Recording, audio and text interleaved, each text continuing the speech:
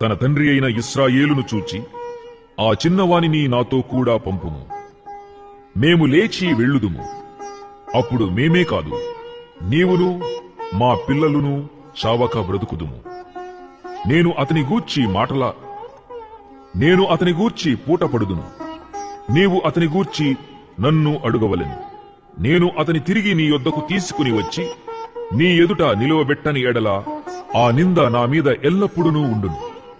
మాకు తడవు కాక పోయిన ఎడల ఈ పాటికి రెండవ మారు తిరిగి వచ్చి ఉందుమని చెప్పగా, వారి తండ్రి అయిన ఇశ్రాయేలు వారితో, అట్లైన మీరీలాగు చేయుడి.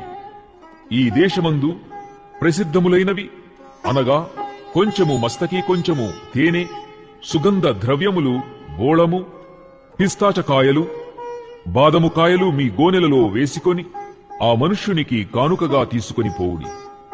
రెట్టింపు రూకలు మీరు తీసుకునుడి.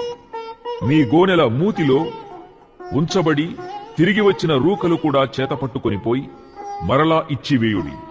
ఒకవేళ అది పొరబాటయ్యుండును, మీ తమ్ముని తీసుకొని లేచి ఆ మనుష్యుని యొద్దకు తిరిగి వెళ్ళుడి. ఆ మనుష్యుడు మీ ఇతర సహోదరుని బెన్యామీనును మీకప్పగించున్నట్లు సర్వశక్తుడైన దేవుడు ఆ మనుష్యుని ఎదుట మిమ్మును కరుణించునుగాక. నేను పుత్రహీనుడనై ఉండవలసిన ఎడల పుత్రహీనుడనగుదునని వారితో చెప్పెను.